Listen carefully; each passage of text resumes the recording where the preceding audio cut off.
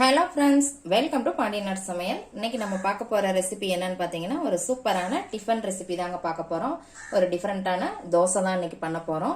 பச்சை பயிறு வச்சு தோசை எப்படி பண்ணலாங்கிறது தான் பார்க்க போறோம். இது ஒரு ஹெல்தியான டிஃபன் ரெசிபிங்க. எல்லாருக்குமே ரொம்ப உடம்புக்கு நல்லது. இந்த பச்சை பயிறு இன்னைக்கு ஊற வச்சு நம்ம என்னென்ன இதில் மிக்ஸ் பண்ணி தோசை ஊற்ற போறோம் அப்படிங்கிறது தான் பார்க்க போறோம். இதுக்கு தேவையானது பார்த்தீங்கன்னா, பச்சை பயிரையும் பச்சரிசியையும் நம்ம ஊற வச்சுக்கலாம். பச்சை பயிர் நான் அதாவது முழு பாசிப்பருப்பு நான் 1 கப் எடுத்துருக்குறேங்க. இதை ஒரு பவுலில் சேர்த்துக்கலாம்.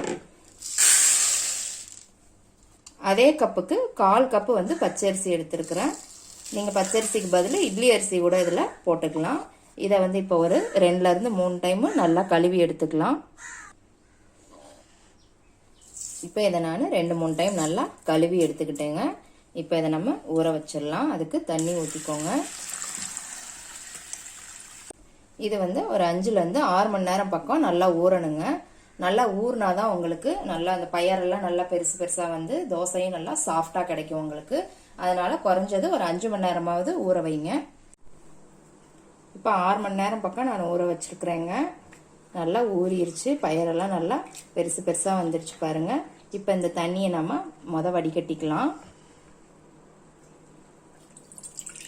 இந்த தண்ணியை கீழே ஊற்றிட வேண்டாங்க. நம்ம இந்த பருப்பு அரைக்கும் போது இந்த தண்ணியை சேர்த்து அரைச்சிக்கலாம். இப்போ இந்த பயிரை நம்ம மிக்ஸி ஜாரில் போட்டுக்கலாங்க. இப்போ மிக்ஸி ஜாரில் போட்டாச்சுங்க. இப்போ இதோட 4 பச்சை மிளகாய் சேர்த்துக்கோங்க. ஒரு துண்டு இஞ்சி, கொஞ்சம் கருவேப்பிலை, கொஞ்சம் மல்லி இலை, இதெல்லாம் போட்டிங்கன்னா நல்லா வாசமாக இருக்கும். 1 ஸ்பூன் சீரகம்.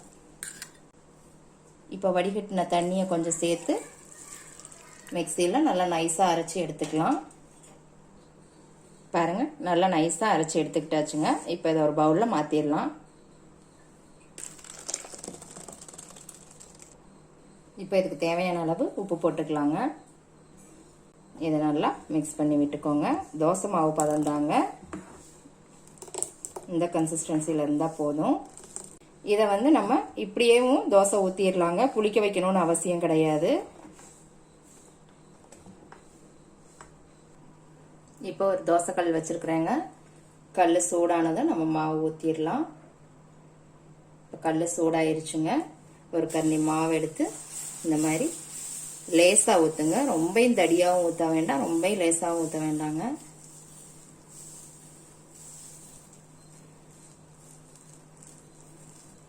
நல்லா உங்களுக்கு மொறு மொறுன்னு வரணும் அப்படின்னா நீங்கள் மீடியம் ஃப்ளேம்லேயே வச்சுக்கோங்க. ஃபுல் ஃப்ளேம் வைக்காதீங்க. இப்போ இதில் உங்களுக்கு தேவையான அளவு எண்ணெய் விட்டுக்கோங்க.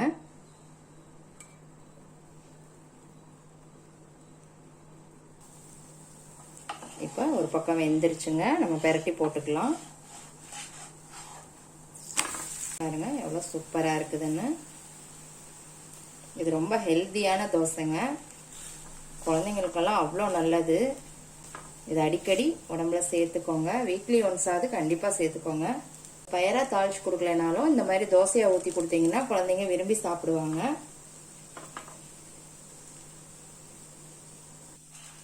இந்த பக்கமும் பெரட்டி போட்டுடலாம். உங்களுக்கு இன்னும் நல்லா மொறு மொறுன்னு வரணும்னா சிம்மில் இந்த மாதிரி 1 நிமிஷம் வச்சிருங்க. நல்லா கிறிஸ்பியாக வந்துடுங்க.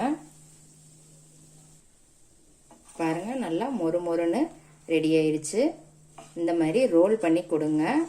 பார்க்குறதுக்கும் அழகாக இருக்கும். குழந்தைங்களும் விரும்பி சாப்பிடுவாங்க. பாருங்கள் எவ்வளோ கிறிஸ்பியாக சூப்பராக வந்திருக்குதுன்னு. இந்த பச்சை பயிறு தோசையை கண்டிப்பாக செஞ்சு பாருங்கள். இதுக்கு சைடிஷாக நீங்கள் தேங்காய் சட்னி, கார சட்னி எது வேணாலும் வச்சு சாப்பிட்லாங்க. டேஸ்ட்டாக இருக்கும். நீங்கள் சட்னியே இல்லாமல் கூட குழந்தைங்களுக்கு சக்கரை வச்சும் கூட கொடுக்கலாம். நம்ம இதுலேயே பச்சை மிளகாய் இது போட்டிருக்கிறதுனால காரம் இருக்கும் இந்த தோசையில். இந்த பச்சை பயிறு தோசையை செஞ்சு பார்த்துட்டு எப்படி இருக்குன்னு கமெண்ட்ல போடுங்க. லைக் பண்ணுங்க, ஷேர் பண்ணுங்க, சப்ஸ்கிரைப் பண்ணுங்க. கூடவே பெல் ஐக்கான் பட்டனையும் அமுக்குங்க. மறுபடியும் வேற ஒரு ரெசிபியோட சந்திக்கலாம் ஃப்ரெண்ட்ஸ். அன்போடு சமைத்து ஆனந்தமாய் உண்டு இன்பமாய் வாழுங்கள். வாழ்க வளமுடன்.